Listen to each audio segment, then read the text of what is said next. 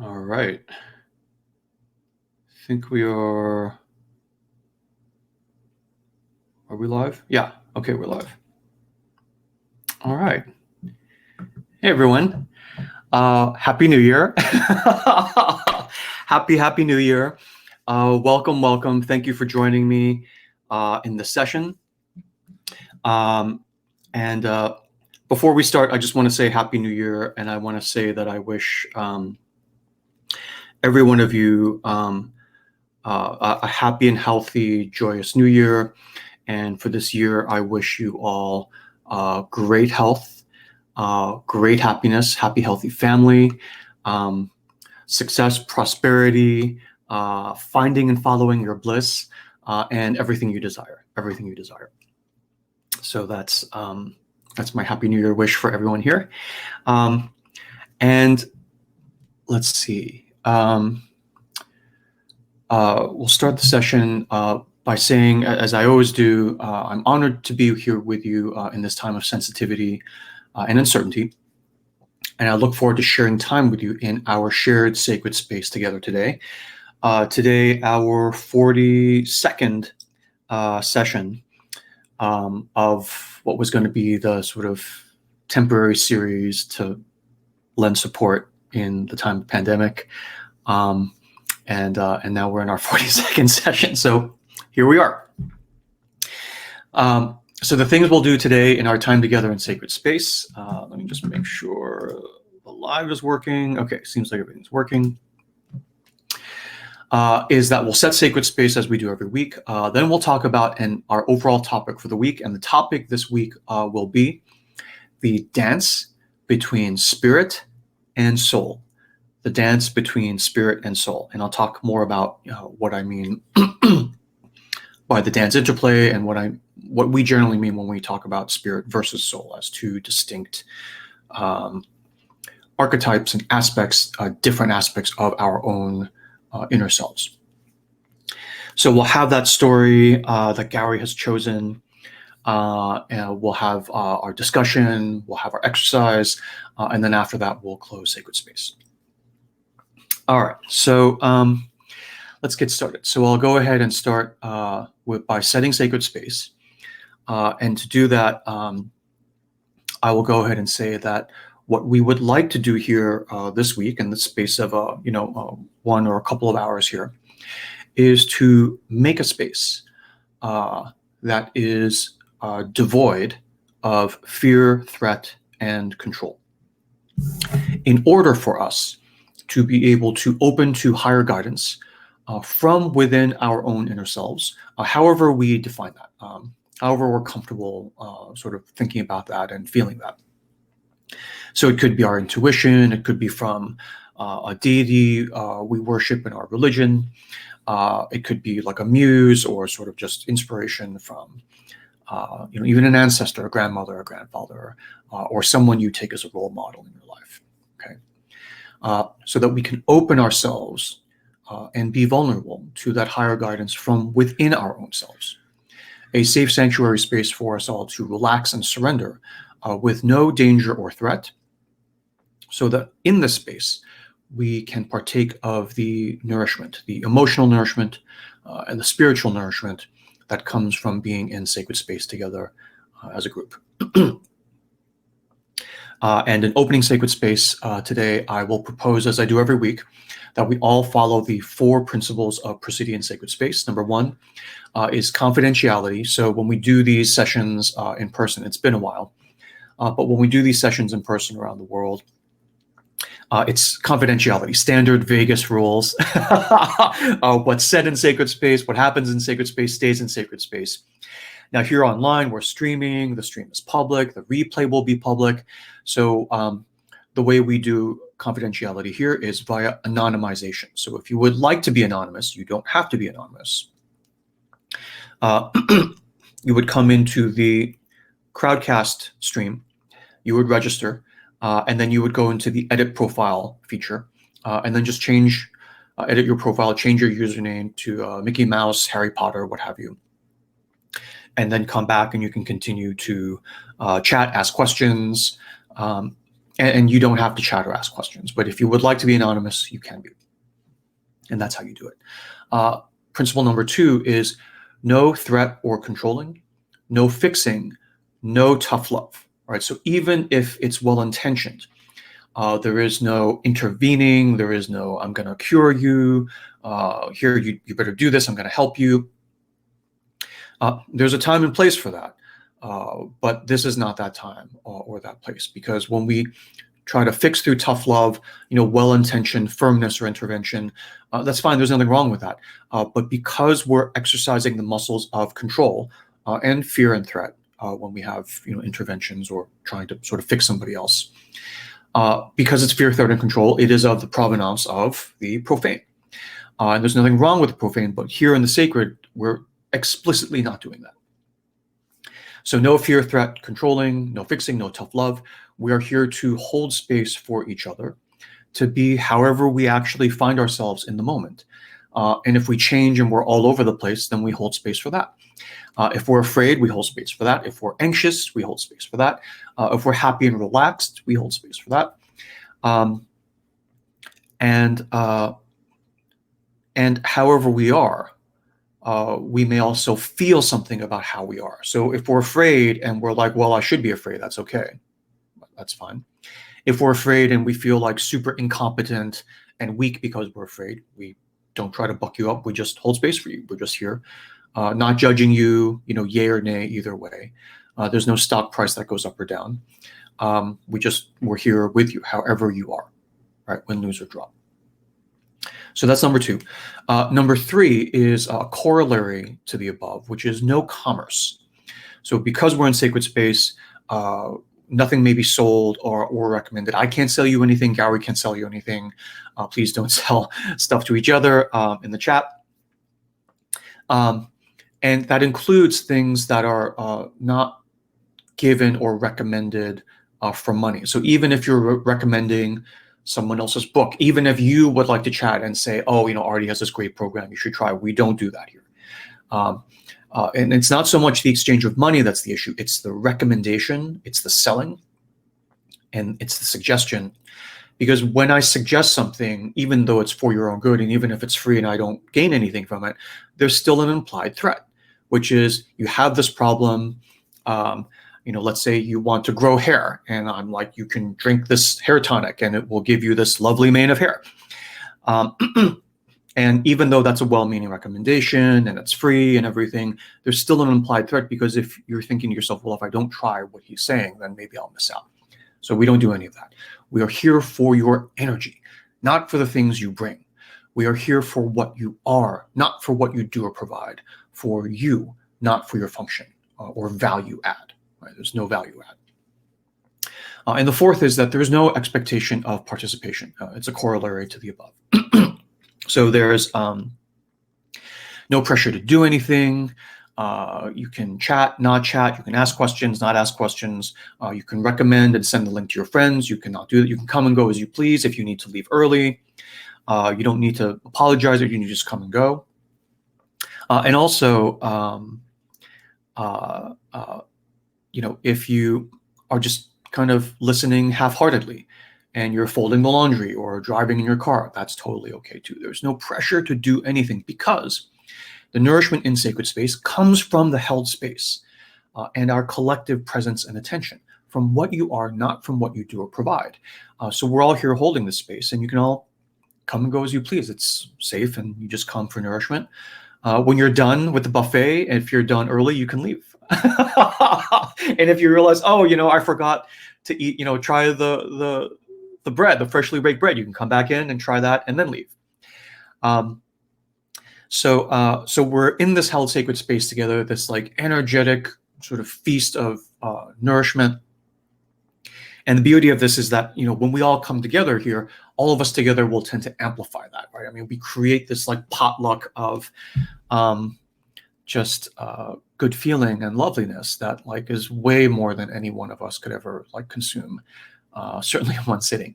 And that's part of the celebration and the festivus, the sort of the sort of festive feeling of this. So this is what I propose. And if you are not okay with that, that's okay. We will give you a moment to pause now, and we will give you a moment to withdraw from the group. And that's totally fine. We will still catch up with you later in profane space. We'll let's hang out, no worries.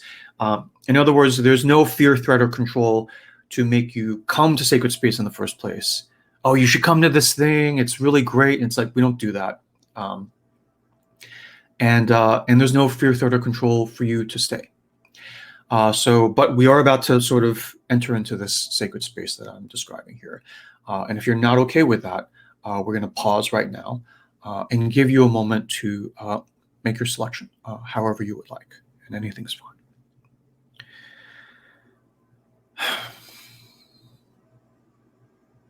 Okay. So now, for those of us who are left, we will now move forward together into sacred space. And as we step forward across the threshold into sacred space together now, I will just remind everyone, myself included, that we are now observing the 4 principles of Presidian sacred space: confidentiality/anonymization, no fear, threat, or control, no commerce, no recommendations, and no expectation of participation. All right. Welcome to Sacred Space, our first Sacred Space gathering of the new year. So lovely. And thank you for joining us, and Happy New Year. All right. So what we want to talk about today, the topic we selected, let me just pull this up. The topic is the dance between spirit and soul. The dance between spirit and soul. In this session, Gowrie selected, her story. Gowrie, my editor in Bangalore, selected our weekly fairy tale to brainstorm on. And it brought us, when we brainstormed it and read it, to this reflection around the tension and interplay between what we refer to as spirit versus what we refer to as soul. And I'll explain all this as we do the talk. But what are the differences? What is the difference between spirit and soul?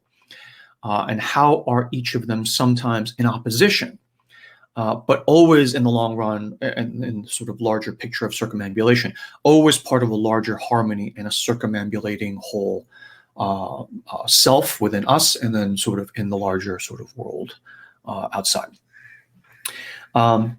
So the story Gowrie chose was a folktale from the Indian Panchatantra tradition. So what I'll do is I'll invite Gowrie on screen to introduce us to the story and read it to us. And then we'll just let the golden thread kind of take us forward from there. So Gowrie, are you there? You are. Hi, Artie. Hello. Happy New Year. Happy New Year, everyone. Happy New Year. It's I don't know if you feel it, but I feel like there's like a very perceptible, tangible difference from December. I don't know if I'm imagining it, but I kind of feel good. Yeah. I don't even have the words for it, but yeah, it's lovely and powerful. It's like a wave that, for me, I wasn't even trying to surf, and I'm like, why is the landscape moving all around me? Hopefully it's leading somewhere good, but you just kind of let it roll, right? Just roll with it. You see where it takes us. Yeah. And related to that, tell us about the story you chose this week. Yeah, so it's from Panchatantra. I think I've done another story from Panchatantra earlier. I think it was the story where the girl marries the serpent, right? Where he changes form, and yeah. Yeah, so that's the Panchatantra tradition as well. Typically, Panchatantra is like, it's a very rough kind of comparison, but it's like Aesop's fables in Europe, children, right? Animal stories. There's always some kind of moral at the end of it, and it's like, be like this, be honest, and be truthful, and be brave. So this story is quite a popular one. I mean, it's an animal story, and typically it is told in that fashion where you say, you must be brave, you must not betray, you must be truthful. And I have kind of, stumbled across the story many, many times in the last few months of collecting stories. And every time I would come and, you stop at that point where I would say, this just is too much like, sermonizing. So I'm kind of, I don't feel okay. I mean, after you do the brief, I'll go into a bit of detail about how I felt about that. But that's just where. And this week, I think the intuition was pretty strong that I picked the story finally, so I couldn't ignore it. Well, I think we can just say this is a story that's been circulating for you for a while, and you're like, no, that's not. Yeah. And then this week, we can talk about it in detail later, but on top of everything else, you had a dream that referenced the imagery here, like very specifically. Exactly. Do you want me to give you the layout of the dream, or do you want to discuss that? Let's do that later. Okay. But I mean, the imagery was like a key in a lock. It was like it's not deniable that the dream came through. I mean, and like, we need this. And when you told me, you were like, I don't know, I had this dream. I'm like, yeah, I think we should just do this. Straight off saying, this, and this. Like repeats 3 times across and says, that's where I'm pointing at. And I'm like, okay. Yeah. All right. We got it. We're doing it. Here we are. We're doing it. Yeah. Hold the thunderbolts later, perhaps, but we're doing it. All right. So do you want to tell the story? Okay. Yeah. So the story is, well, typically, I think it comes under many names, but typically we call it the crab and crane story. And like I said, it's a kind of an animal story that's told, it's a bedtime story for kids. And it's relatively a short story. So the story takes place at the edge of a certain pond, where there's always a crane hanging around fishing. And this crane, kind of as he got older, he thought that he wanted kind of an easy way of catching fish. And as he was walking about, he thought of a way. He began to kind of spend time at the edge of the pond, just lingering and not doing anything in particular. And he pretended like he wasn't interested in the fish. He wouldn't even catch the fish if they came within his reach.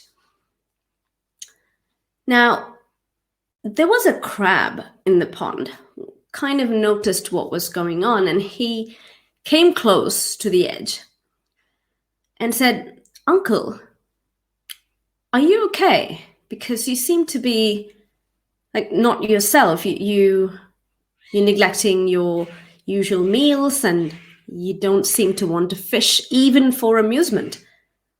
Is everything okay?" And the crane was just waiting for this to come up, and he said, "Well, I've had a great life.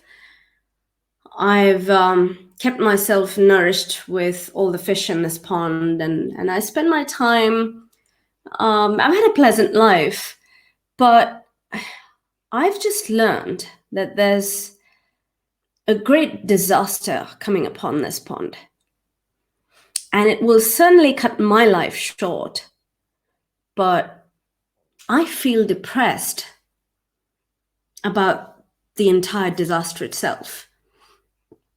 And, the crab was like, "Uncle, what is this disaster that you're talking about?"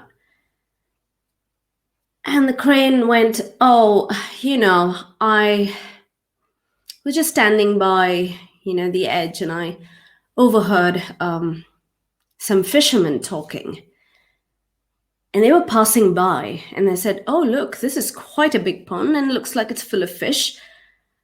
So after we're done with the lake near the city, I think we should come here and, cast our nets.' And this being the case, once they come in and start casting their nets. My source of food supply is gone. That's one thing. But I'm also lost in grief, thinking of the kind of disaster that's going to happen to all you water dwellers in this pond. I mean, it's like mass deaths, right? Everyone will be killed at once. So when all of the fish and everyone in the pond heard this, they were all horrified. And they came to the crane and said, "Uncle, you are so well informed and you're so clever, not to mention that. But if you've heard of a disaster like this, you must also know what kind of remedy can save us. Can you please save us?" And the crane said, "Well, I'm no match for humans, but I know of a pond, a bottomless pond, quite close to where we are. And here's what I can do. I can transfer you from this pond to that one, one by one. And that way try and save you before the fishermen hit this pond," right? And they were all so relieved, but at the same time so eager, and said, "Oh, take me first."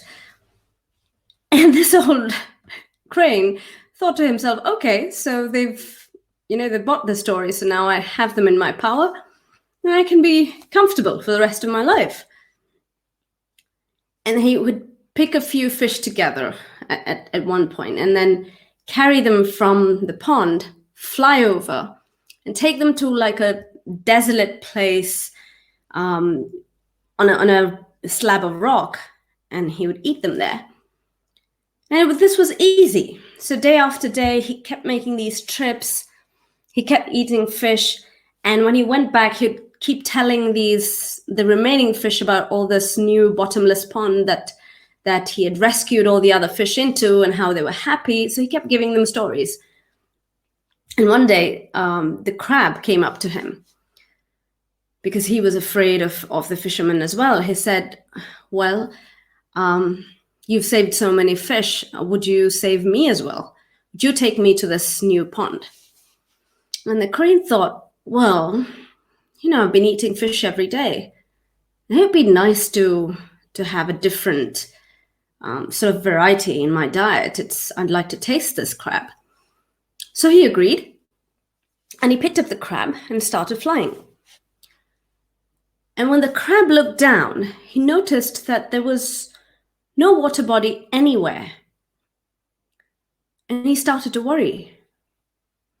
And then when the crane, started to descend and come down to the ground, he came and sat on a slab of rock. The crab said, "Uncle, but where is this pond? You said there's a bottomless pond." And the crane laughed and said, "Well, this rock is where a lot of your friends have found everlasting peace. So now it's your turn." And the crab looked around, and all around the rock there were like these, fish skeletons, fish bones scattered around. And he realized what was going on. And he thought, well, if he's been eating all this fish, he's sure to eat me as well. So what do I do? And instantly he took all his 4 claws and grabbed the crane's neck and held it in his grip. And the crane tried to escape, but then, the pincers were so sharp, and, he gripped them so hard that the crane's head was cut off. And now the crab was free, but he still, was far away from home. So he painfully grabbed the crane's neck in his pincers like he grabbed a lotus stalk, dragged it all the way back to the pond. And then when he came back to the pond, he told all the other fish. He told them how the crane had enticed all the water dwellers, told them all these false stories, deceived them, and then carried them to a slab of rock and ate all of them. The story about the fisherman was wrong. The story about him saving them, in this bottomless pond was wrong. And how he, by good luck, perceived what was going on And therefore, once he killed the crane, he brought back his neck to show them. So now everyone can forget their worries and, live in peace in the same pond. So that's the story.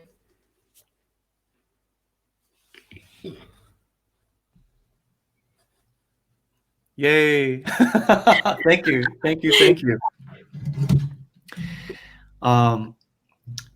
Relatively straightforward story this week. Yeah. It's not too long. It's like a perfect bedtime story, like I said. Perfect bedtime. Now, kids, it's time for bed. No more complaining. So I'll ask the question I typically ask, I think, which is, thank you for sharing that story. Mm-hmm. And now, where do you enter into that story?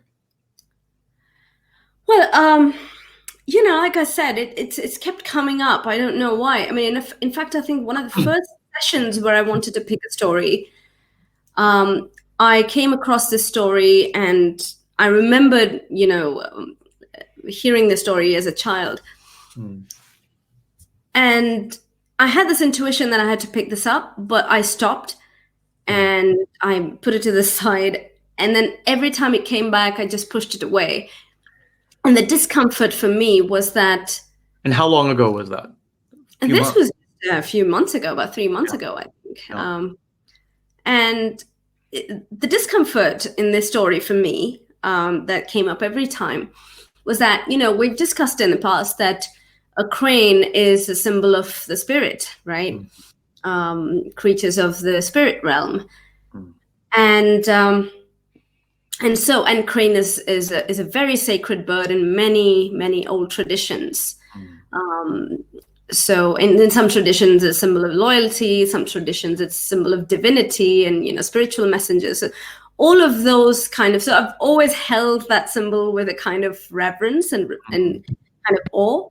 And when I noticed in this story that the crane deceives and it kind of, betrays the fishes that trust it, there was a kind of distinct discomfort that I felt inside that I felt stuck. I didn't know where to go from there. So that's basically why I said, what, I'm not, tackling this one right now. Yeah. So I mean, even when I presented it to you, I said, I have no idea what to say because I don't like this, Yeah. And then I said, well, why did you even bring it up then? Yeah. So that's where the dream comes in. And it's fascinating because I think this was last week, and woke up with this dream. It was a very kind of distinct, short dream. And I was in this classroom, sitting in one of the last rows. Yeah. And rows of students. It was a big kind of a college auditorium style classroom, and I was in one of the last rows. And I was checking with the girl who was sitting next to me, asking her if she could see clearly right down to the front. And she said it was all right. And I noticed that the professor had, he'd written something on the blackboard. One of the things he'd done there is there was an illustration of a crane and a crab next to it. And there were lots of other things too, but I couldn't read any of that. And while he was talking, he said, well, people want to see cranes in their dreams, but you can't follow your bliss without the crane and the crab. And then he said, crane and crab. So to me, in the dream, it was like crane and crab repeating about 3 times, once on the blackboard and twice when the professor said it. And then I remember in the dream thinking that, well, yeah, that makes sense because, spirit and the platonic. All right, I can work with that. And then, the next thing he said, okay, how many of you have had dreams last night? And all of us in the classroom, almost all of us raised our hands. And then he said, want to do some dream work in the class, and everyone, takes out notebooks and just opens it and very happy that we get to do dream work. That was basically the dream. And when I woke up, the thing that nagged me was crane and crab. And I said, hang on, isn't that the story that just keeps coming up? But that's nothing like what the professor said in the dream. It's not a pleasant story. Right? He didn't say it was pleasant. That was basically my discomfort speaking. I mean, I wasn't ready to tackle that even then. But, he repeated it 3 times in the dream, so I had to pick it up. I love that. Yeah. So I just thank you for sharing this. And, I obviously I checked with you beforehand in terms of, or would you be okay with like sharing a little bit about your personal dream? So thank you for doing that. It's a very, it's a very private thing, right? But what I love about this, that I wanted everyone in Sacred Space to hear, is that, I mean, you and I, this like happens all the time, right? With like the advisees we work with in our own lives and everything. But I would just like everyone to kind of take note of this interesting pattern of circumambulation, right? Where we talked about this before in past sessions. You can, I think there's a whole session that has circumambulation in the title, so you can like search the replays for that. But basically, this idea of this story comes to you in the context of your work, where we're telling stories, right? For this sort of part of the work that we do.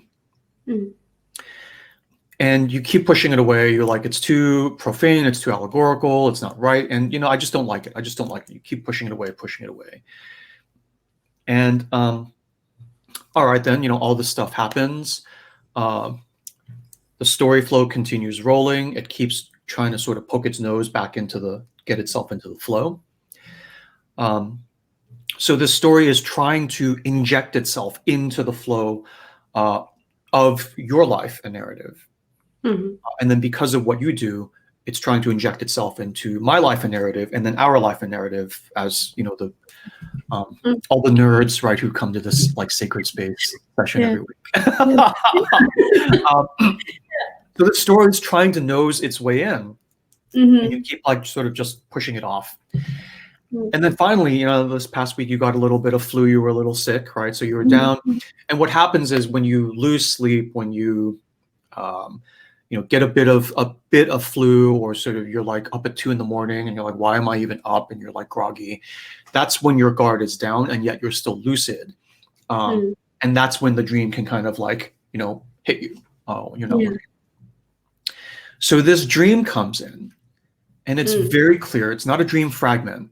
It's a fully articulated, well-narrated dream with a beginning, middle, end. And all throughout, like crab and crane, crab and crane. If it was just a crane, if it was just a crab, maybe you're like, whatever, right? But crab and crane, like I've never heard of any, even Princess and the Frog. There's only one Princess and the Frog, right? I mean, told in many ways, but there's only one, which is Grimm Brothers #1. And here, crab and crane, it's pretty unmistakable. It's not like, oh, is it the Norwegian crab and crane or the Panchatantra crab? There's only one crab and crane.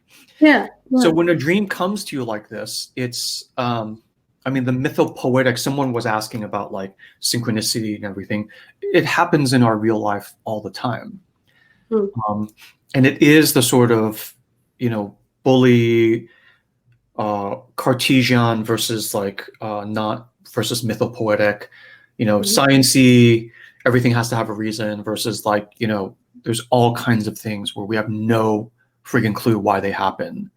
And because we can't explain them, we just turn a blind eye to them. But that's ironically the non-scientific thing to do, because there's all this stuff you can't explain. And because you can't explain it, you choose to ignore it, right? Which is like, that's ignoring the data, right? Ignoring the data you can't handle and explain is non-scientific ignoring of the data. So it keeps coming back, and finally, you bring it into this work realm, which thankfully for the both of us is quite mythopoetic. Yeah. And we're like, okay, what is the pattern here? The pattern here is the story is coming through. You've ignored it, which is fine. Because you have the right to, you're the air traffic controller. You can say, no, keep circling, keep circling. When it turns the voltage on the cattle prod up, typically the first time it will turn it up will be in a dream. And if you ignore it, you're like, oh, I'm having nightmares. I mean, that's not even a nightmare, but you can call it a nightmare. And you say, no, stop. It will be like, okay, well, I'll just, I don't want to turn the voltage too high because I'm you. So if I hurt you, I hurt myself. But I'm going to try and turn it up very incrementally and gradually until you finally like allow me to like land my plane, right? As the air traffic controller. So it'll be dream, it'll be scary dream, i.e. nightmare. It'll be, random thing. You're watching TV and you see some crab and crane story, right? And you're like, oh, that's funny. Haha, isn't that an interesting coincidence? And you like tag it with coincidence and you throw it over the side of the boat again. Depending on how important it is, it has, the authorization, the discretion to keep turning the voltage up. Physical manifestations, chronic things that happen to you, things that sort of shake and rattle your cage at work and personal life. And so, not to be in the realm of fear, threat, and control, but I know for you and me, as like people who like do this kind of thing for our nerdy kind of bliss, it's not so much fear, because even if it turns up even further, you're like, oh, I finally get it. Okay. What is you land the plane, and give your cargo, and sorry, right? I was just terrified, not paying attention. I can guess at what cargo you were going to bring, and I didn't. I'm sorry, but now you're here and tell the story. So we've been through this round enough times where it's like, first of all, I mean, the real pros, which I like to think we are on a good day, it repeats enough times, you're like, okay, bring it in, let's see what you got. But when it turns it up and it shows up in a dream, you're like, huh, okay. And then beyond that, if you miss, 2 or 3 waves of dream, it'll turn up even more, and you'll get like this, thing in your back, or like I woke up and like I have this thing with my shoulder and I never have a thing with my shoulder. You can ignore all these waves, but after a while you're like, they do escalate, but because they do have authorization. Because they're, as we say in our healing programs, they're board members. They have their swipe key opens every door of the building. It cannot be revoked. Just like your heart, your liver, your lungs, they have authorization. They're a part of you, right? They have veto power. And so after a while, you're just like, ideally as early as possible, when they give that sort of clear, unmistakable signal that that is intelligible to us, we like bring it in and say, okay, let's do it. So we're not even into the story yet, and I apologize, but it's like I just wanted to bring out, for us, our main reaction to any of these stories, Crab and Crane included, is after you read it, I was like, that's it? There's no, that's it? And we just kind of accept it, and we're like, okay, let's just roll with it. Let's let me walk. I'm always on my walk when we do these calls. I'm like, let me walk another block or two and just kind of let it sit. And then stuff will start coming out of me too. Yeah, and it's typically how it goes these days is, like you said, because we've kind of done these rounds many times. When I get this intuition, like in this case, when the story used to come up and I wouldn't get it, when I push it to the side, it's usually to say more in terms of, I can't hear you, the line's bad. Why don't you text me? So I get it, right? Or can we call later? And you just hope that next time the signal's better, the next time you get the message better. So it's more of a, how do you say, a waiting game rather than rejecting and saying, yeah, this doesn't make sense, so let's throw it away. So you just keep it to the side and hope that the next time the message is clearer. So I think that's what happened with the dream as well. I mean, one thing I will add is that there is a kind of post-grief kind of quality to this as well, where it's like, you know, when you're first running away from your first big sort of mountain of grief that comes after you, it'll take you down, right? It'll take you down until you, or if you have the presence of mind or a guide, or you're in a culture that like is not terrified of grief, like all of Western modern culture is like terrified, deathly terrified. They will take death before they take grief, because of it's a long kind of, you know, we've talked about the themes of, you know, the curse that modern society is under. But after that first pass through, and you've sat with the grief, and you've been in, you know, the Cinderlad ash mode and everything else, there almost becomes this more collegial kind of like, yeah, we all like, you know, we were the team who like built the Golden Gate Bridge way back when. So now it's like, if you have this other project, maybe I can't do it right away, but it's like there's no fear anymore. It's like, yeah, we can, if we did that, we can do anything. Right. Even if it's as big an item, we know we've survived it, and we can, you know, sort of get to the next one too. Yeah. So this quality of thing has a flavor of like something that will happen more fluidly after a round or two of grief has happened in the sort of healing cycle that we always talk about. Does that feel right? Does that resonate? Yeah, it does, because you get used to how do you say, sitting with things. I mean, if you've sat with grief, you then sit with anything, right? Yeah, crab and grain is no big deal. Yeah. So yeah, I'd like to hear the whole spirit and soul. Okay. Let's talk about the story. So when you're listening, you know, you're not in editor mode. You've already done your edits, so you can take it as, you know, sort of a potential feed into the message of the dream as well. Yeah. Thank you. And the lovely thing for the rest of us is that now that Gary has like injected the story into our orbits as well. You know, as we say when we do healing, like the outer world is a reflection of something going on in the inner world. Not to say it's your fault, right? But it's like, it is a reflection of something going on. Not everything going on within you is your fault. If you have wounds that cause certain patterns in your behavior, and that reflects in the form of, you know, jerks showing up in your orbit, that's a reflection of something that's going on inside of you. That doesn't mean it's your fault. Because if it's happening because of wounds that you sustained, you know, in early life, your wounds are not your fault, because nobody asks to be wounded. But anyway, so here, when we have this crab and crane story for us as well in our outer world, it's a reflection now that you're in sacred space, now that I'm doing sacred space, and this is the story that my editor put in front of me. We can take it potentially as a reflection of something going on inside us as well. Now, only if you want. Now, this story from the Panchatantra tradition is typically treated as allegorical, right? So you got to be careful. You're the crab, you're the fish. Don't trust your enemies, right? The crane is always an enemy of the fish. So why would you trust it, right? Be fearless. Don't trust people just because they have the authority of being like this very prestigious crane.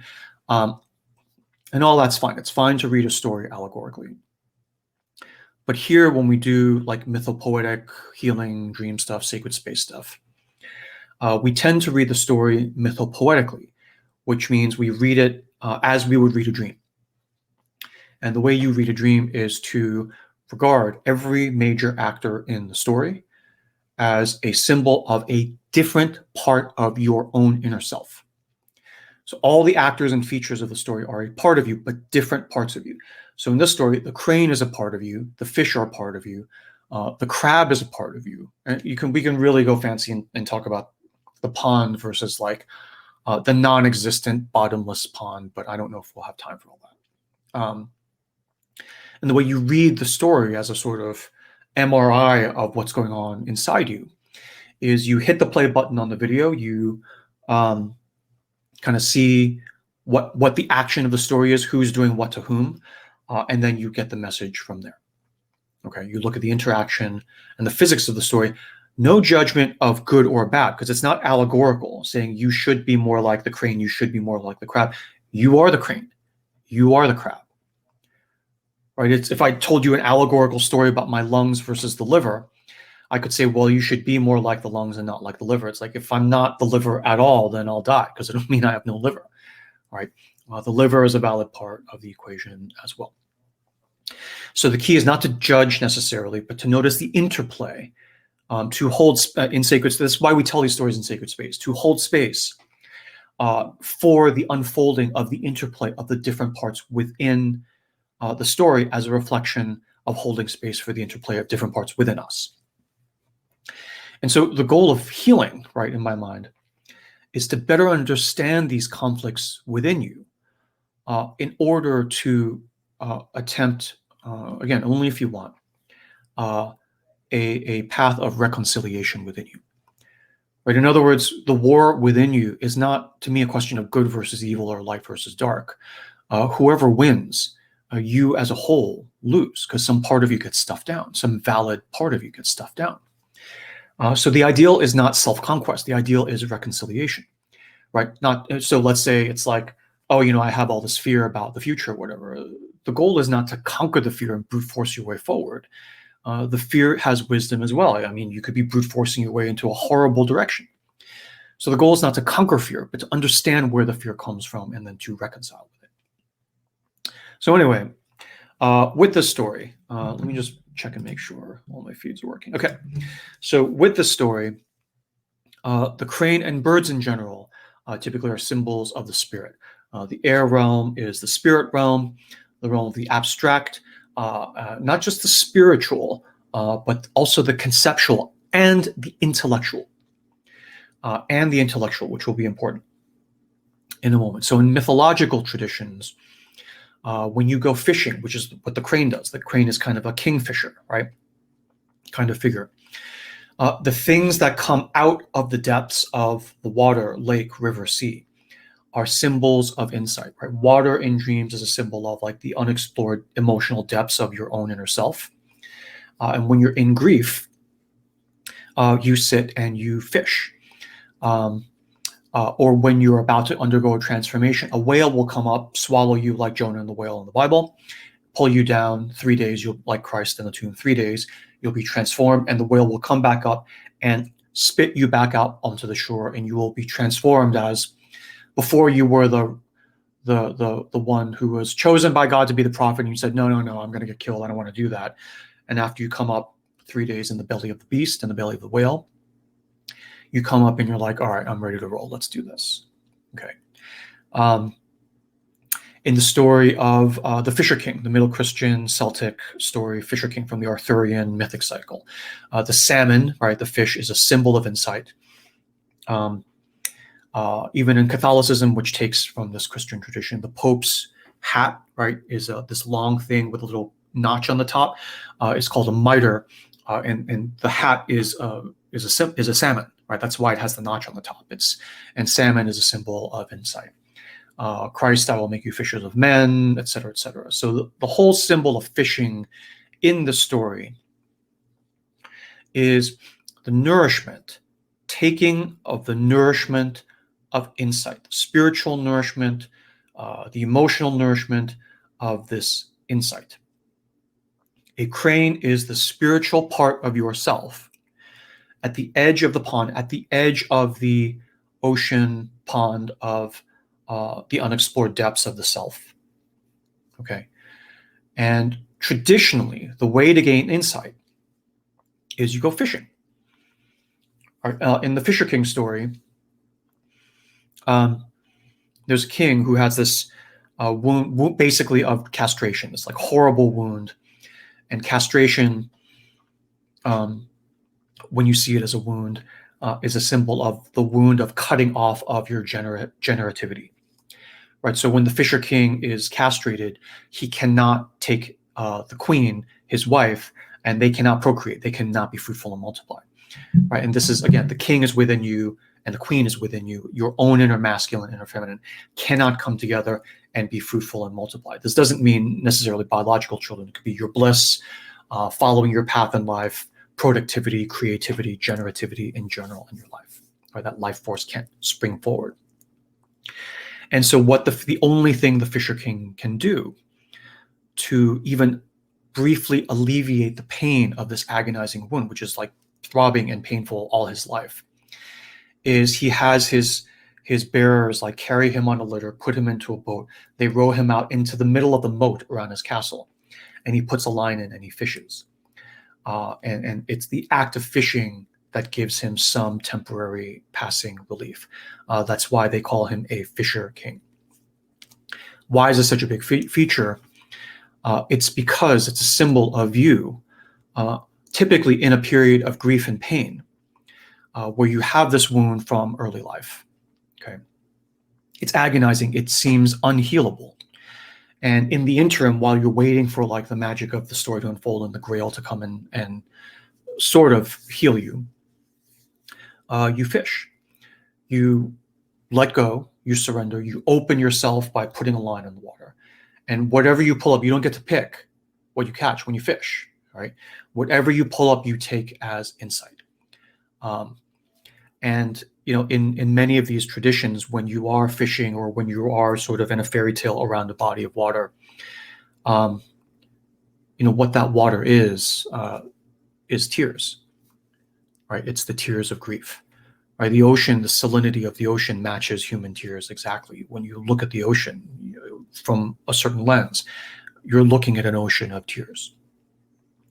And that can be depressing to you, or it can be transformative when you realize that, right? So traditionally, the way to gain insight is you put a line in the water and wait, passive, open, receptive, and you take whatever comes. And the crane is explicitly not doing this. The intellect, the spiritual side of you has run amok. Okay, and I'll come back to that. The crab now is at the lowest level of the ocean, right? So this is the ocean bottom. This is the surface of the ocean. The fish, the salmon, the whales are around here. And the crab is even lower than your typical insight, right at the bottom. It's not a shallow fish or other fish that can be caught through fishing. The crab is of the darkest, most chthonic depths, the most moist. Symbolically, the crab is of the moon, darkness, moisture, silver, feminine, and chthonic. Okay, so that's the setup. So now if you hit the play button on the action of the story, what happens? This spirit, this crane intellectualizing, so excited about woo-woo spirituality part of you, who has the capability to fish for insights. It's not that he's so old that he can't fish anymore. He's just become lazy, right? And he tries to continue to nourish himself with these insights/fish through a deception, through an act of bad faith. Okay. And so those of you who have been following the series for a few months now, we've told a number of fairy tales at this point. And what is the number one, not even the number one, is one of the top rules of thumb of behavior in a fairy tale. You know, it's, act in good faith. Act in good faith. These figures are all a part of your own inner self, right? Do not deceive them. You're only basically screwing yourself. Right? If you trick your liver into processing more alcohol for you, you're only screwing yourself, right? So act in good faith, don't act in bad faith. And here, right off the starting blocks, the crane breaks rule number one. The crane gets lazy. It's not even he's like starving or whatever. And he tells a false story of fear, threat, and control, right? To the water dwellers, the fish, the insights, and gets these insights to come in with it on a flight of fancy, right? Building castles in the sky, Oh no, there's an even better pond that is bottomless, which is not possible, right? I mean, any fish would know this, but they suspend all judgment because of the authority of the crane. At the end of which, the crane takes the nourishment from the fish in a bad faith way. And that is the horror, the repulsion of this entire story, right? It's not like, oh, you're my enemy, I'm the fish, I'm trying to dart away, and you caught me fair and square, right? I tried to run, I wasn't fast enough, you got me and you ate me, right? That's a good faith. We're rivals, we're competing in good faith. It's a good sports person-like kind of attitude there. One of us wins, one of us loses, we roll forward into the next game. Here, this offer of shelter, of sacred hospitality, right, was made in bad faith, right? And you have this, at least I had this in my feeling when Gary was reading the story, right? It's like, if you see a crane on the edge of the pond with fish bones, right, what do you think? What's my reaction is like, oh yeah, that crane had a good day of fishing, nice job, good on you, you had a nice meal, you must have really worked hard for that, right? But then in this story, when you see the crane on a desolate rock away from the pond with a bunch of fish bones scattered around, it feels off. It's horrifying, right? Something isn't right. Something about this is not right. Something wrong has happened here for this state of affairs to happen. So when this crane within us, this intellect and spiritual side of us, runs amok, where there is hunger for insight on one level, but it's not a precision effort that you're making, right? This is hand-waving kind of deception, where you're like, well, it's all whatever. I mean, this happens in all kinds of religions, where you're just like, well, like, we're the good guys, they're the others, so we're going to heaven, they're going to hell, and as long as we keep up appearances, and you just kind of get this sort of very lazy insight that's not very precise, and you don't care because you don't want to sort of work hard, be uncomfortable, and any of that other stuff. So what happens with this insight when this happens? These insights may nourish you for a while, but it does not feel good, right? And it's not about punishment. It's not about the crane in you being punished. It's just about the physics of the thing, right? It's like in life, if you make a lot of money, if your family has made a lot of money, but they had to cheat a lot of people for it and abuse a lot of people, even if they didn't know about it in the short term, dumping chemicals next to a village where they didn't even know. The quality of that family, the quality of that money feels completely different. You can feel the difference. There's something impoverished about the nature of that nourishment. It does nourish you. You can spend the money and buy nice cars and buy nice houses. But when you step into a situation like that, it doesn't feel good, right? You feel something is off. You see all the fish bones of plenty of like conspicuous consumption, but like something is just off. Intellect and the spirit here in this story.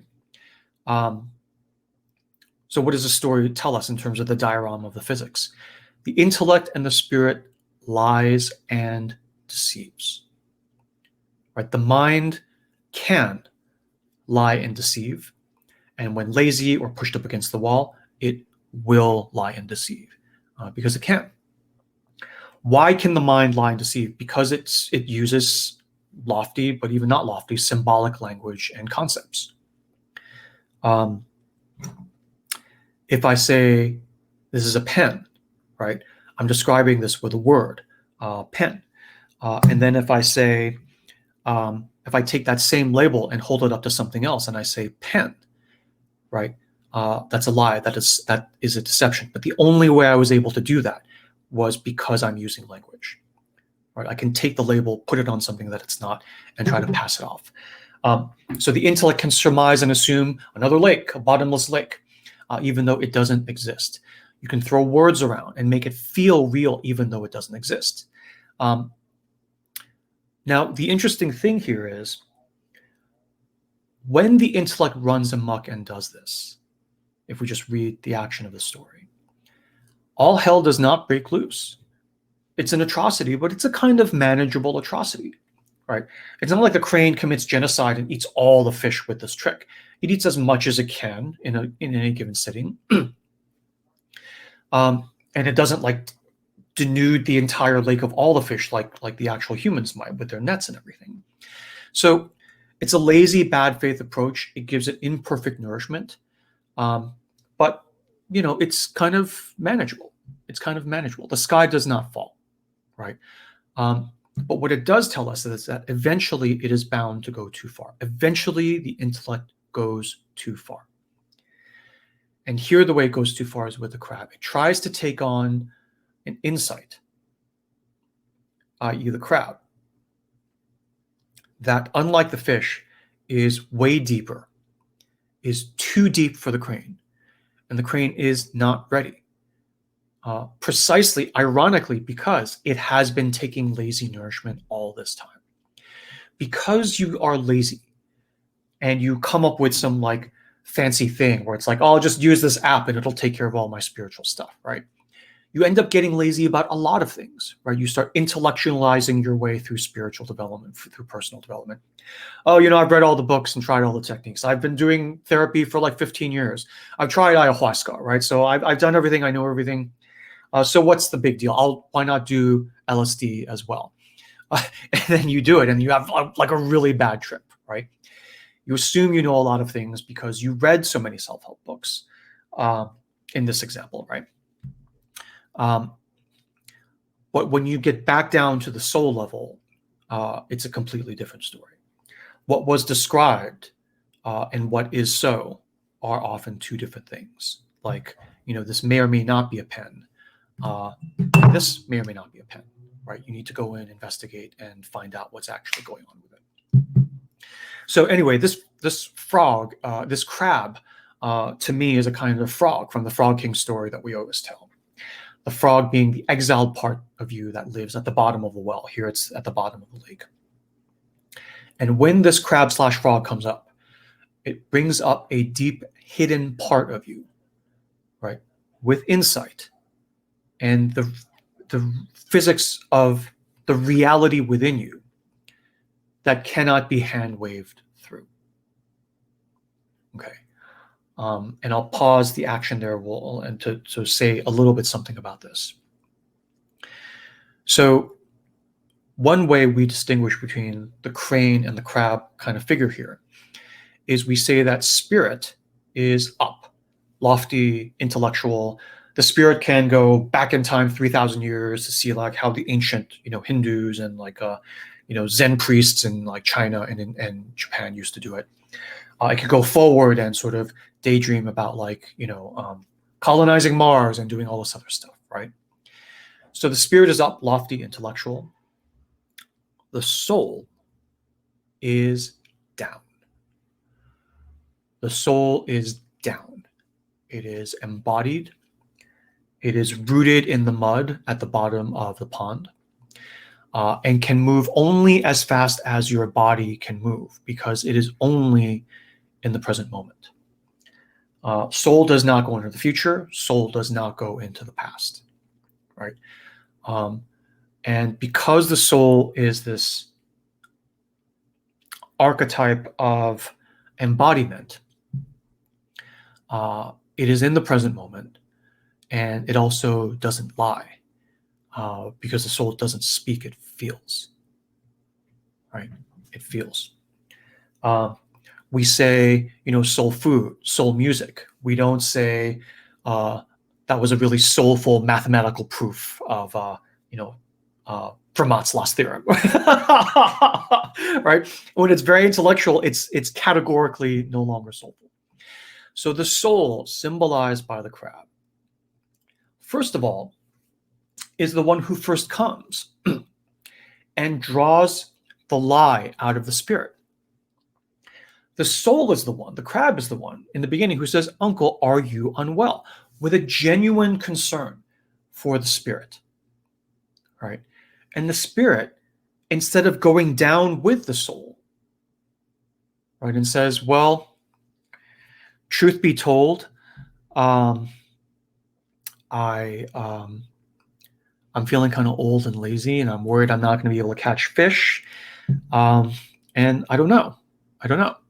Right? And you can imagine a fairy tale like that going in the direction of like, well, the fish all like, gather stuff together and like try to, teach it to eat plants or whatever, right? I mean, it becomes this like community kind of thing.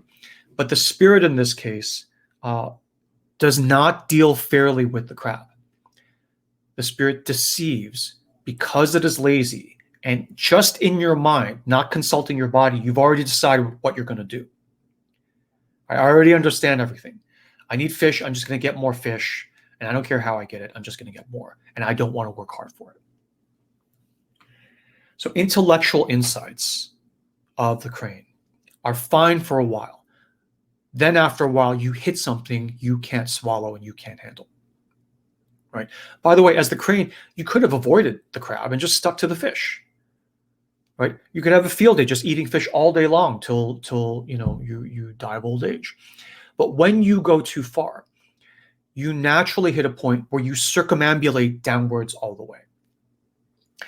You say, oh, if everything is so effortless and I can catch fish without fail, why not try this too? Why not try this crab too? This is the careless impulse that leads to transformation of the spirit, i.e. the killing of the crane. Right? Killing, when you see death in a dream, it's a symbol of not biological death typically, but transformation. And transformation of that part of you. So the killing of the crane is the transformation of the spirit. Okay. And we'll talk in a minute about whether this is good or bad. So some of you may be having this allegorical impulse. So it's like, oh, so I definitely don't want to do that. And that's not where I'm leading with this. Right? Because the crane is you. And the story is not an allegory saying, don't be like the crane. Like, don't be like your liver or lungs. It's like, the crane is you.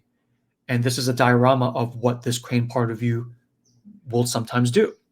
So if you do it, you can't avoid it. It is what cranes do, and you have a crane inside of you. Okay. So this crane takes the crab up in the air on this flight of fancy. And the crab realizes what's happening, the deception. And so it reflexively chokes the neck of the spirit, cuts off the voice of the spirit, and then cuts off the head completely. Literally stops the capability of the spirit to intellectualize. That's when you cut off the head in a dream, you're like cutting, the head is the seat of the intellect. So it stops the spirit from being able to further intellectualize in this deceptive manner. Okay. And so when you go through this transformation within you, you lose the ability to intellectualize.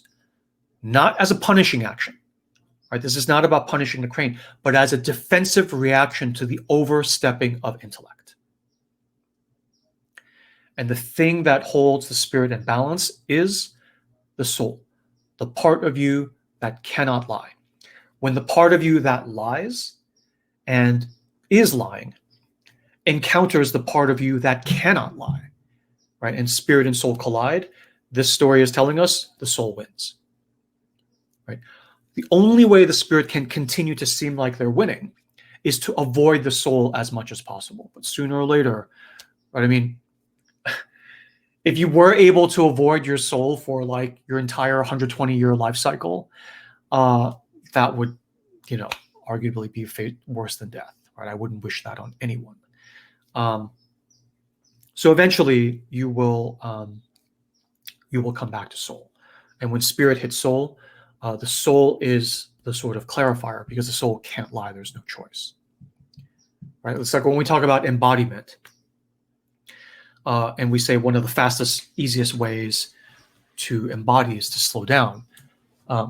It's because when you're on a flight of fancy, the mind, because it uses symbolic language, is able to go where you are not actually. It can go 3,000 years in the future. It can think about last week. It can think about lunch coming up or dinner coming up, right? But your body can't do that. Your body doesn't use language. Your body feels directly. Your body is.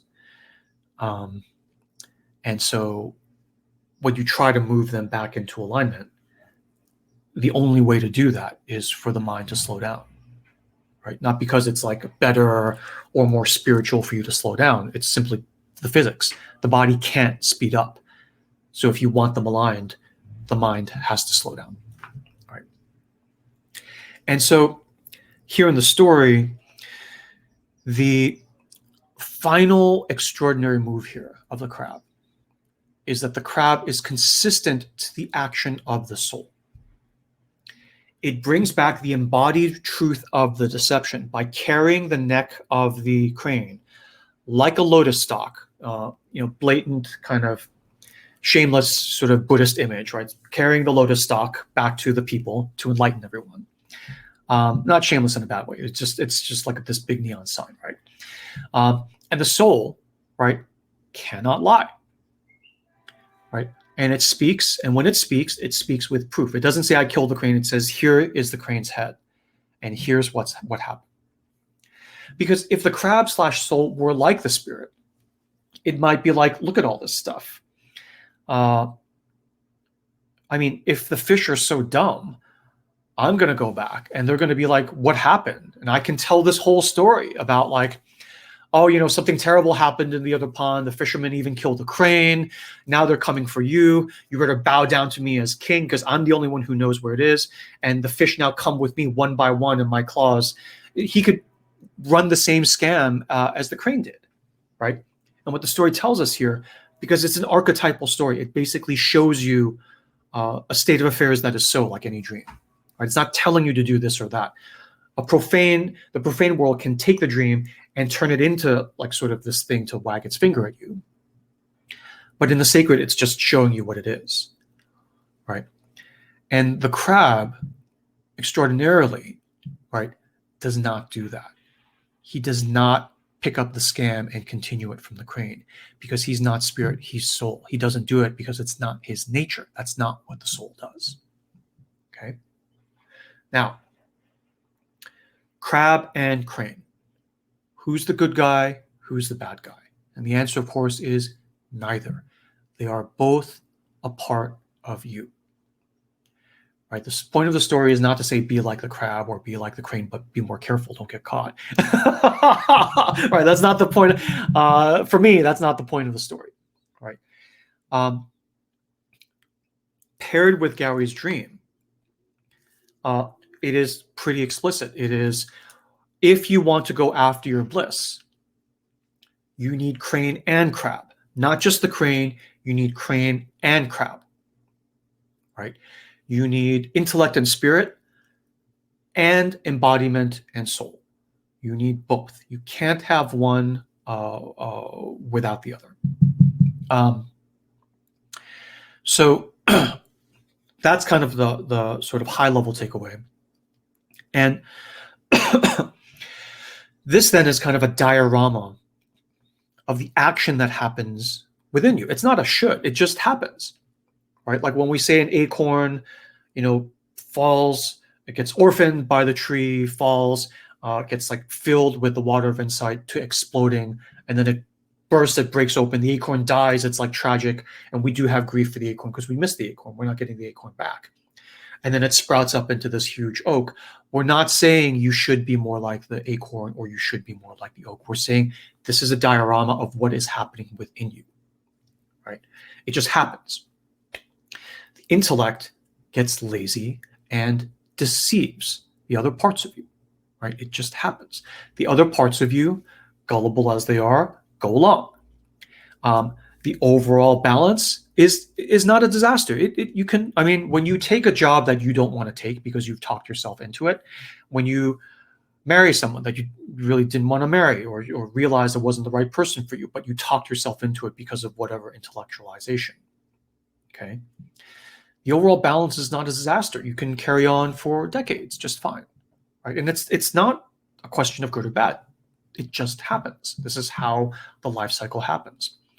Until the lazy intellect goes too far one day and collides with reality and the soul.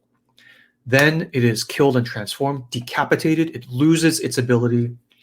When you realize all my running around out of fear of loss of prestige and worrying about meeting the expectations of the people around me, and intellectualizing, even though this doesn't feel right to me. I'm like, well, feelings, just push those aside. We need to keep going. Let's just keep going.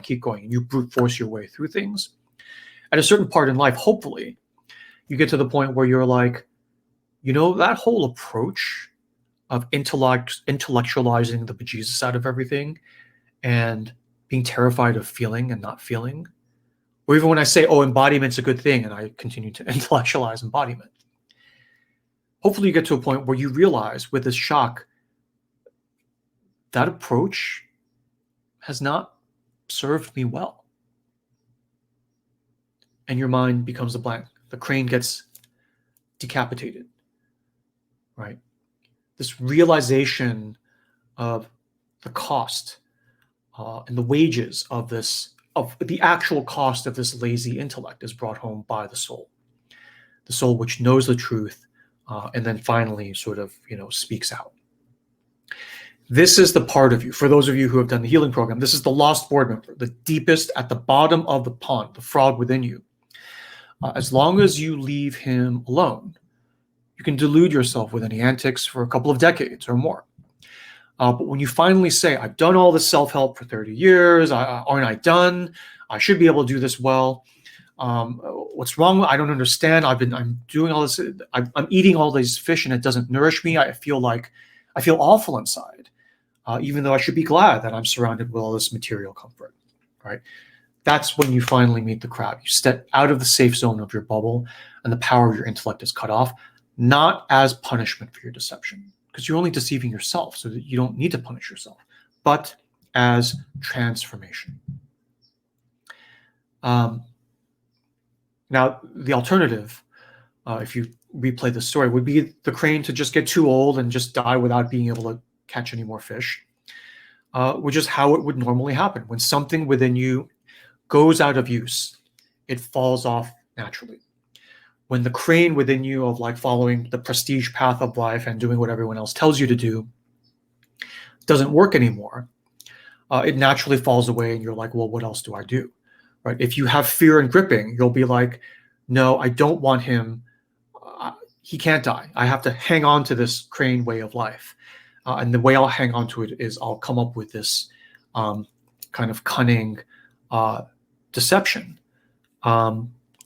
where, has this kind of feeling of evil to it because you're not dealing with the other parts of your own inner self in good faith. And you end up, screwing people in the outer world around you too, because the outer reflects the inner. Okay. So the crane is cunning, comes up with a way to get its nourishment, its intellectual kind of jollies, right, in an easier way. And it will work for a while, and then it won't. One way or another, if you can't catch fish in the precision way, right, as a crane is designed to catch fish, then this is what will happen. And, right, the point is, it's okay. All of this is valid.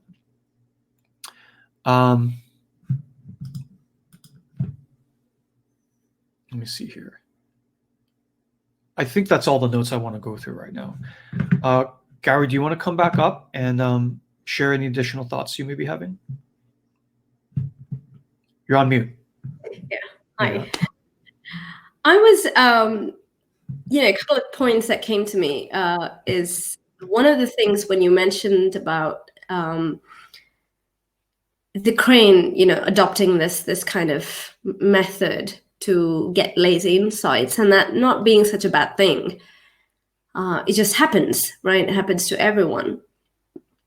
I felt like this was, that's the moment I felt that this story somehow positions itself in the long sequence of, story reading that we've been doing.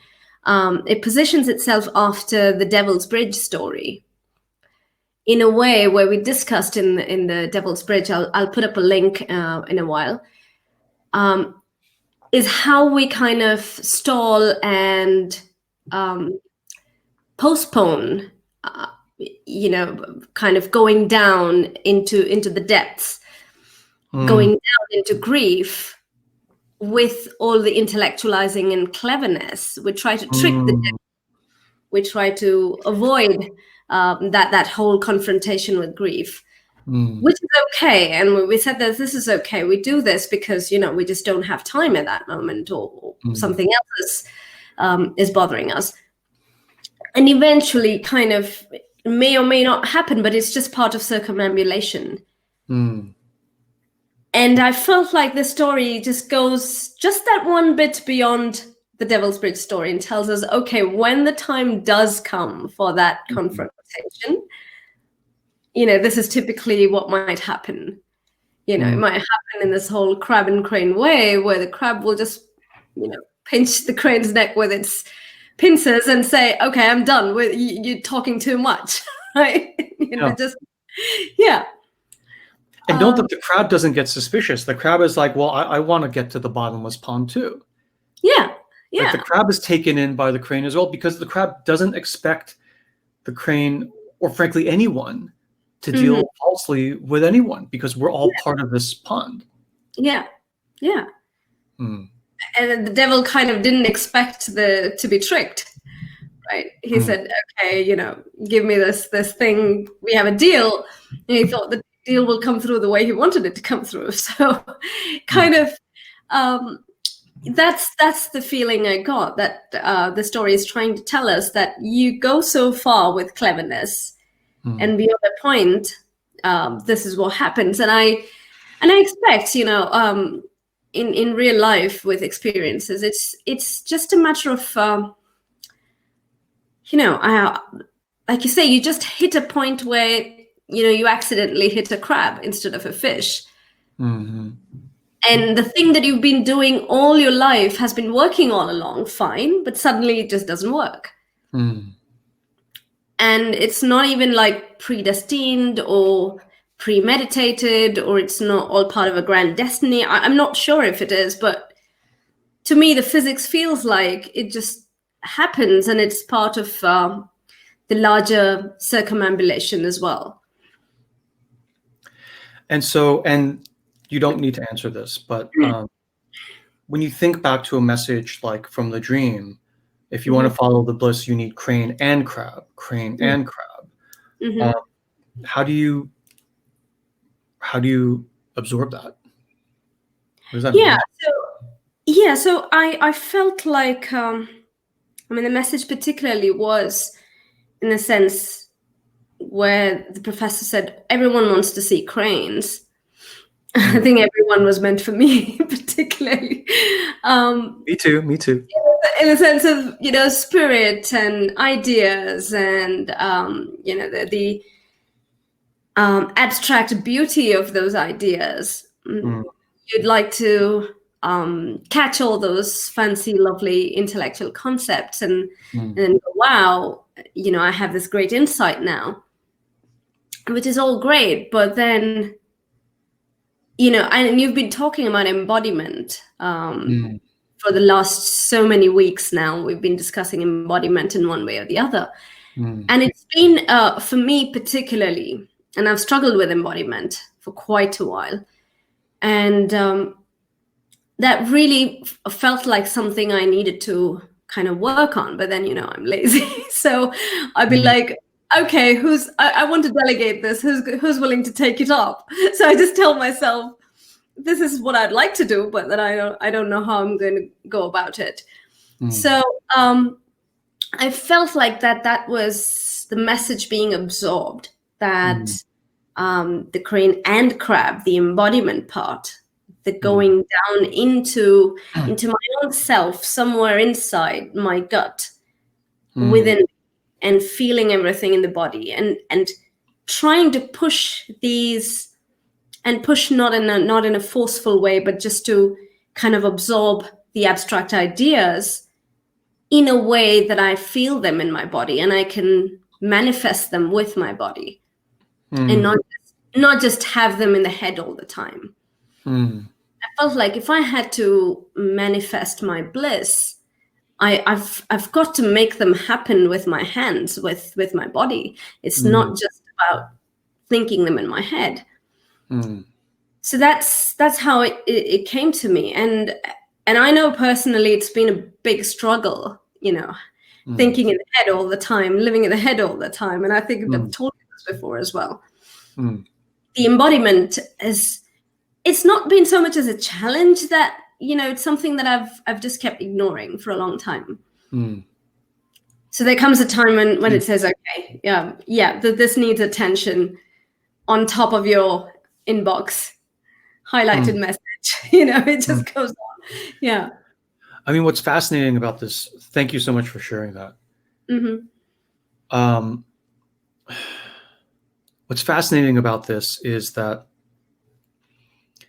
if we then take this archetype, this pattern that's given by the story and given by your dream, right? So the story is given and the dream points you to the story and says, for your bliss, you need to do this.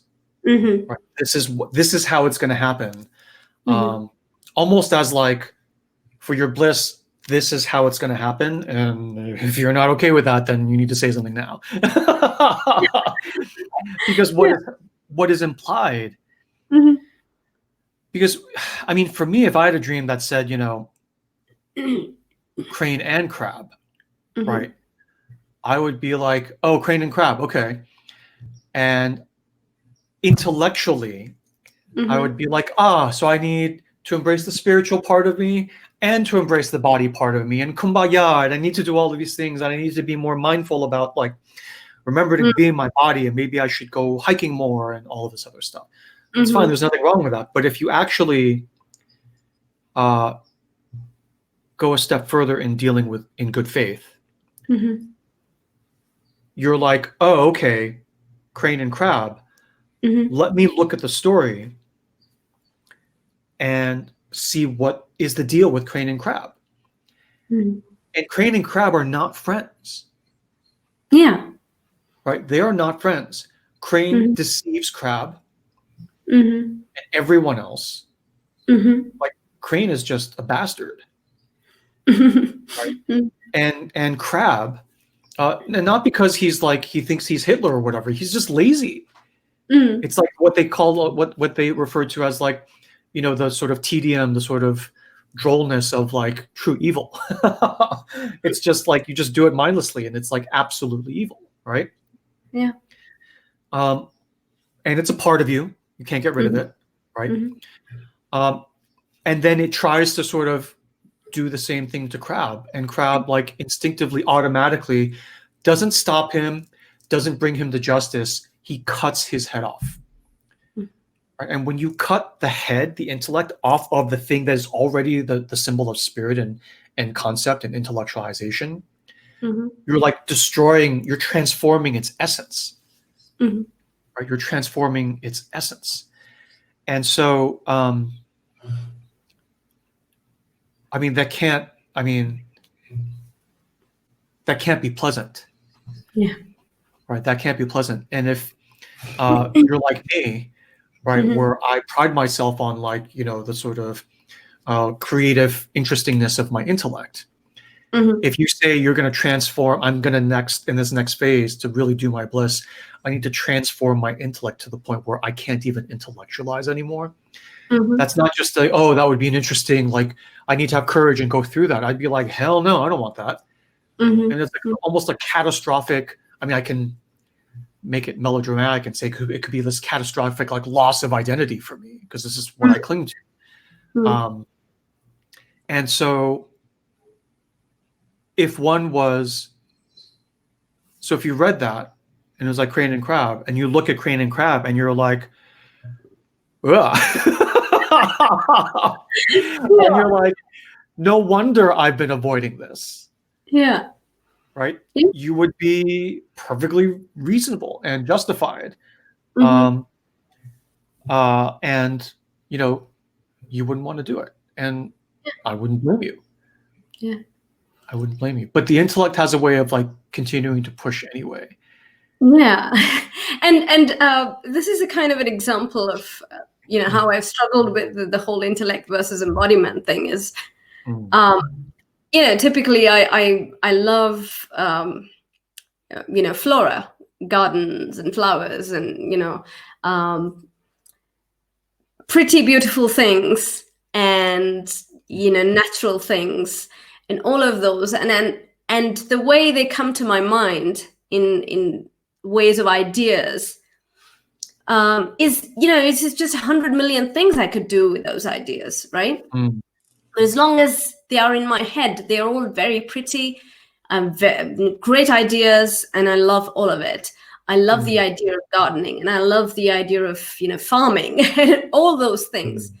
But it's and forever I've had these dreams that I'll have a farm one day. But what I realize when I actually see my life path, right, and what I actually do in my daily life, how I spend my day, and what is, let's say, my body's fitness level, my health, the stage in my life, and the circumstances I live in, where exactly I live. It can get frustrating to say, oh, if only I owned a piece of land and I could do all this farming and I could do all this amazing gardening ideas. And there's that conflict between the idea level and what I can do and I'm willing to do. And recently it happened. I tried gardening, and I realized, I do love gardening at a moderate level, but not as crazily as I thought I did, right? Because there's a disconnect that I felt somewhere. And at any other time, I might have felt despair, saying, oh, did I just lie to myself? Or what is this? This is a kind of a reality check, and I'm not okay with this. But very recently, one of the things that came to me was the floral aspect that I love. I love the beauty of it. And the reality also is that I love working with my camera, right? I love making photographs, and that's the embodied part because that's very tactile. That's very real. That's not abstract. And when I get to, make all these images of beautiful nature, I'm actually working with that in an embodied way. It's not gardening, it's something else, but it's still embodied. And how can I kind of refine that? How can I fine tune that? How can I feel that more and place emphasis on it more? And how I can feel that this is something that I've manifested. It's just not in the head, but it's been given direction. And then I kind of recently tried printing out some of the images I'd made, and not just having a digital file, but actual prints that I could hold and touch. And it really felt very different. It felt like I'd created something. And, the touch of that, the feel of that, the way I visualized it, all of that felt like a different exercise in embodiment. So I could then finally say, okay, so embodiment is exploring the embodiment part is a kind of journey in itself. And I can't do that by thinking of it and ideating. I can't do that necessarily. I will have to explore by just folks like us, we're like, darn it. Can we just talk about embodiment? I know. I mean, I'm just going to have to try and do different things and figure out what feels right. I mean, that's the only way to do it. So, it's a very different ball game, the spirit and the embodiment part. Yeah. I love that. I think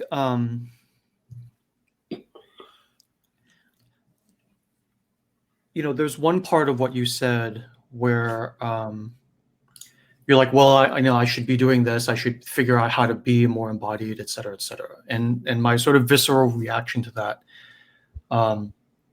visceral from my body, haha, is, as we always talk about, you just do whatever you feel like doing in the moment. Yeah. If you have a routine that you've planned out and you wake up and you don't feel like doing it, then this line of thinking would say, don't do it. Would say, don't do it. Right? You do not necessarily what feels good. Because then you can theorize as to, well, this feels good. I know this, everyone says this feels good, so I'll do that. It's what you feel like doing. Right? And sometimes you'll wake up and you'll be like, I think I feel like going out for a 5-mile run. And your intellect side will be like, you never do that. Don't do that. But your body actually feels like it. It's like that can't possibly be right. Yeah. Right? Like I'm trying to lose weight and I'm doing all these. I'm not going to do it with a 5-mile run. And it's like it's like that old joke, all right, about the economist, right, who sees a $20 bill on the ground and says, well, that can't possibly be real because I know all the markets are efficient, so there can't possibly be a $20 bill there. And he walks right by it. And it's like you're only in your head looking at the map, not the actual terrain around you, which is like, the number one thing you don't do when you're in the wilderness. So it's sort of like this feeling of you do what you feel like doing. And, I can hear all the objections in the audience and in my own head as well. It's like, well, if I just did what I feel like doing, maybe I'd go out and like shoot 5 people. If we all did what we feel like doing. It's like, no, not what we all feel like doing, what you feel like doing. Well, me too. If I did whatever I felt like doing, maybe I'd go out and shoot 5 people. And it's like, well, do you actually feel like doing that right now? It's like, well, no.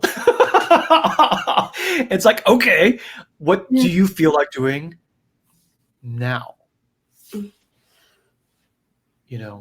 And if it's a 5-mile run or whatever, you can still take it through the quality assurance of like, okay, I don't want to hurt anyone, I don't want to hurt myself, et cetera, et cetera. That's fine. But for people like us, it takes a while to practice and calibrate enough where you even remember to like check in with how you feel. B, you can even feel how you feel without all this chatter like disrupting the signal. C, even after you get the clean signal, to trust it enough to actually do it. And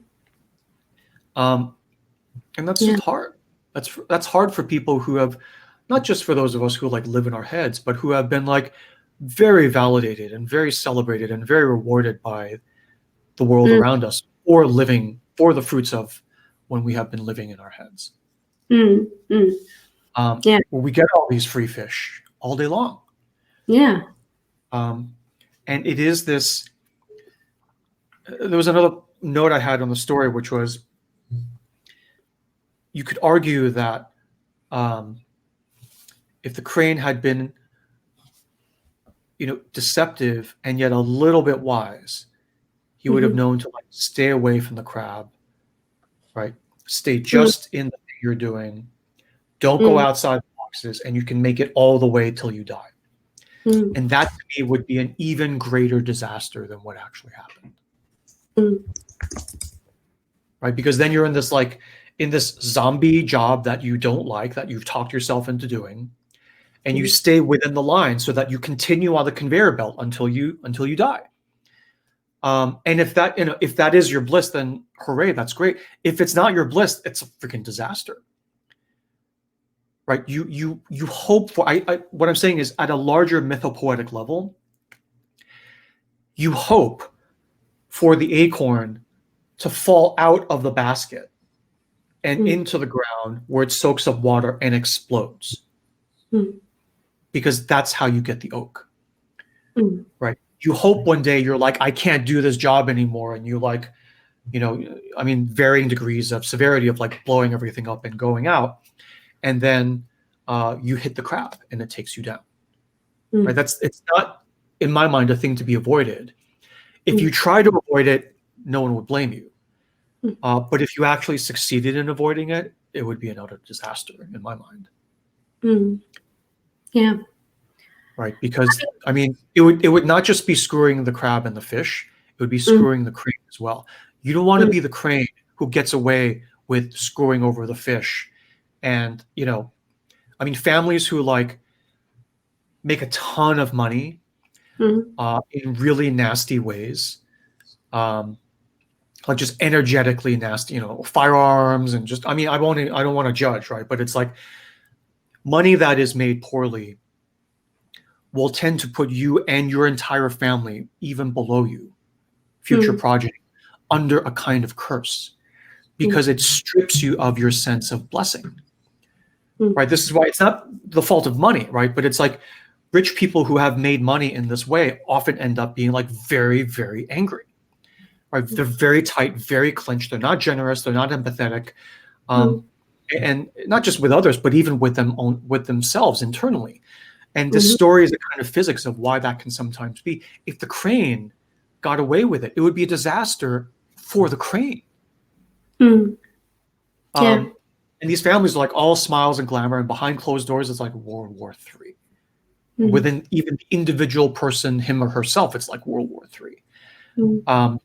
And again, the point is, it's not that money is a bad thing, right? It's that the acting in faith, it's not eating fish is not a bad thing. It's like acting in bad faith to the outside world as a reflection of how you're acting in bad faith to parts of your own self internally. That's the genesis of the curse right there. I can go on and on and talk about the Western world and colonialism and slavery and but these curses carry forward through the generations, and ungrieved. I mean, to the extent that, say, the United States is a crane that continues to successfully kick the can down the road and avoid its own crab of, let's just call it like whatever, Native American genocide, slavery, all of these things, right? I mean, the crane is screwing itself. And we see that in the quality of our lives all around us, right? Even the folks who have like no issue with like racism, they're making money, they're making their sales quotas. Just, I mean, I'm characterizing here, but it's like, there's a lot of families like that where everything looks fantastic. And behind closed doors, it's like, there's tons of anger, there's tons of shaming in all directions. And there's tons of soothing. There's tons of drinking. It's like everything was so great. Like why does everyone in this family drink so much? Right? And they're like, oh, this is just the way we do it. This is just the way we catch our fish in this family as cranes. All right, so just like don't butt in. And I'm like, okay, that's fine. Carry on. No action needed if you're okay with it. And that crane that gets away with it is almost like the most screwed crane. I'm so glad you kind of mentioned that, because there's that general approach that we take, and you've talked about this in the previous session when you spoke about the economic aspect of sacred and profane.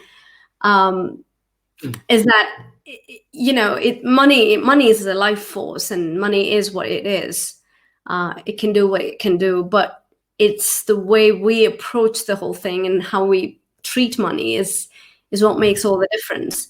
And here it's the same dynamic. We have this whole dynamic of bad faith going on internally, and it's money that takes the rap. Oh, money is a bad thing. Money corrupts everyone. When you have money, you tend to be a jerk, right? So it's kind of putting the blame on the money, but this is a good way of looking at it, because it brings back that sacred lens on money, that it is just a life force, and how you use it, and the way you kind of come to deal with money is what makes the difference. So I just want to put up the link to that talk as well. I think it's very pertinent for. Well, I mean, it doesn't even have to. I thank you for saying that, but I mean, I got to tell you, it doesn't even have to be money. Yeah. Right. You could be a hippie, backpacking, spiritual person, right? And you forsake money.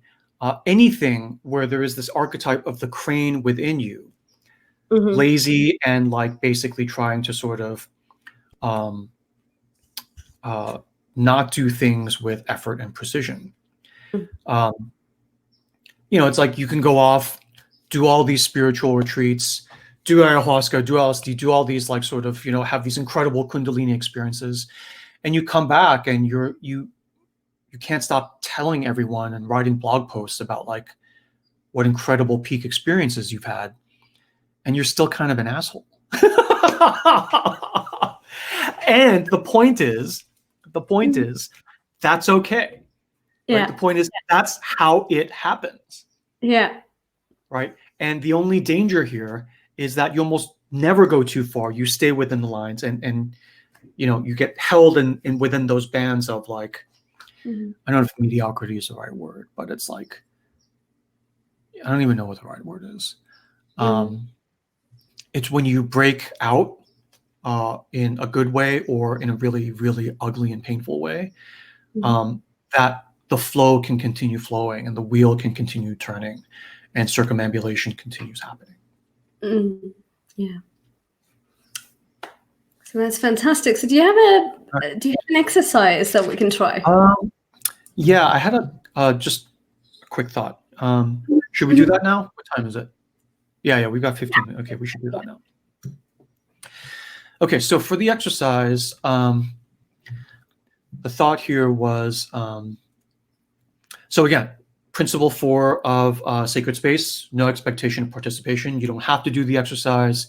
Do it only if you want, and the exercise here is that at some point this week between now and the next session, if you want, just find some quiet time, 5 or 10 minutes, alone in your kitchen, or if your home is like a zoo with kids, falling, running all over the place, in your car, right? Maybe if you drive to get groceries, after you park, before you get out, you sit there for an extra 5 or 10 minutes with some pen and paper, and then you just reflect and write your reflections on the following questions. First question is, given the story, what is the crane in you? What is the crane in you? What is the intellectualizing, oh so spiritual part of you that says something to the effect of, oh, I know it all. I've done all this therapy. I've done all this work. I've paid my dues. I've reached this level of spiritual development away from you like dunderheads down below. And this is why my life is so great. Okay, this is why my life is so great. Or this is why my life should be so great, and I don't know why this thing isn't working, right? So how that part of you that is like, fish at this point in my life should not be so easy, not be so hard to catch. I don't like this. It should be easier by now, right? I deserve this, okay? So the first question is, what is this crane part of you? And many of us, I'll just say, may be listening to what I'm saying and saying, well, that's not a part of me. That is me. I point to myself as well. That's not a part of me. That is me. Is there any, I thought, isn't that just me? So that's the first question. What is this crane part of you saying? And it's like, oh, okay, well, that's basically all of me. So it's like, I am identified with the crane. Okay, that's good to know. That's good to know. Then question 2 is then, what is a crab that the crane has run into in your life? You went a little too far and you got thunderstruck, dumbfounded by it, absolutely like blindsided by it. And all this stuff you were driving off of your intellectualization and my spirituality and everything, like basically hit a wall, and you're like, what the, I mean, you're just at your wit's end. I have no clue. If all of this healthy wellness stuff I'm doing isn't working, then I'm completely up the creek. I have no clue what to do. And you're like at a complete blank and a standstill. Okay. Now, if you're sitting there, and if this is you I'm describing, that's okay. None of this is like you shouldn't do this. I'm just describing different states you may find yourself in at any given time in your life, myself included. Now, if what I've just said about what is the crab in you, think of a crab in you that you have impacted on, collided with, within you. Now, if you're sitting there and you can't think of a crab you've hit in the past couple of months or even years, be on the lookout. Something is probably on its way. Okay. And if you're like, oh, I need to look out on the horizon. No. Something's probably been sitting on your shoulder the whole time. And when you look over, you're going to be shocked. Okay. I don't imagine many of you will be in that scenario because ironically, for most of us, the most recent crab that has like just slapped us silly has been the pandemic, right? And that has brought your crab forward and you into transformation. Right? This is the very first session back in March of last year. The theme of the talk was transformation versus punishment. Seeing the pandemic not as punishment, although you could see it that way, but as transformation. What would that even look like? But just as a pro tip, if you ever ask yourself this question, what is a crab that I'm hitting right now? What is the crab in my life right now? And you're like, I don't know. I think everything is great as it should be. I'm like, you may want to just like be a little bit on the lookout. It's kind of like, when you're at the poker table and you can't tell who the sucker is. If you're at the poker table and you can't tell who the sucker is, you're the sucker, and you should probably get up and walk away from the table. Otherwise, you'll go through your own kind of transformation. The crabs will be picking you clean during that poker session. Okay. So if you cannot say what your crab has been, or the insight or situation you went too far into has been and could not handle it, then this thing will keep coming at you till you are forced to notice. That's the overall tendency and pattern. And so just to kind of save ourselves a little bit of an extra round through the labyrinth, and just to be able to see the larger pattern and just enjoy the journey a little bit more. What would be nice every now and then, if you can do it, is the sooner you see the pattern, the faster you can say, oh, there you are. Yeah, come. And you can reconcile with it up front, right? And even if you don't see it and it blindsides you, that's okay. That's the way it happens also, right? There's no fear, threat, or control. There's no allegorical, this is the way you should do it. It's just different options, and they're all okay. Because, ideally, the wheel continues turning and the transformations continue happening. Okay. So I think that's it. That's all we had. That's the story and the exercise. And thank you again, Gary, so much for reading that story. And now I will, we're at 11:52. I'll go ahead and close the session. So let's see. Our next session is next Sunday. And session is, as with all sessions, free, open to the public. Feel free to invite others. I'm just going to dump the link to the sign up for the next session in the Facebook chat and in the Crowdcast chat, so you have it. You can sign up now if you want, but only if you want to. Okay. And so now I'll go ahead and close the session by saying that I hereby close this session of our shared sacred space. Thank you for holding this space with me, and thank you for sharing the nourishment, the emotional nourishment and the spiritual nourishment of the shared sacred space with me and with us. I give you my blessing. Go in peace, bestowed with blessing, free of fear, free of threat, and free of the undue control of others. Have a great day, have a great week, and I will see you all in the next session. Thank you. Thank you.